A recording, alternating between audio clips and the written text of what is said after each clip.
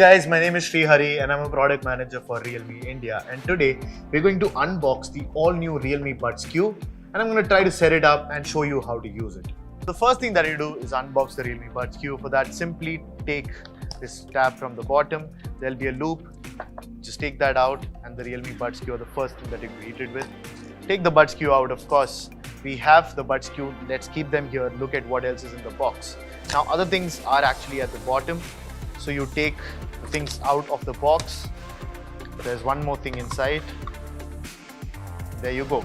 So these are the three things that you get. One is the user guide, one is a micro USB cable, and of course interchangeable ear tips according to your own choice. So now that you've unboxed the Realme Buds Q, it's time to pair. Now what you can do is bring your smartphone closer.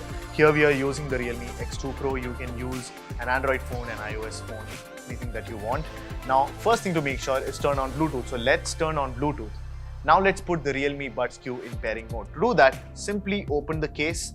Now if you buy a new Realme Buds Q, you'll actually have a film on top of the touch areas of both buds. Here you do not have that, so simply hold the touch areas of both earbuds for 5 seconds. Wait for 5 seconds and you'll see the Realme Buds Q show up in the Bluetooth settings menu. There you go. The Buds Q have appeared. Touch on the Buds Q and they'll be connected to your smartphone. They're ready to use. Alternatively, you can also download the Realme Link app from the Google Play Store, put it on your Android phone, open the app, go into Add Device, Earphones and find Realme Buds Q. And as instructed in the app, open the Realme Buds Q case, hold the touch buttons on both buds for 5 seconds and the Realme Buds Q should show. Simply click this and the Buds Q will be connected to your smartphone instantly.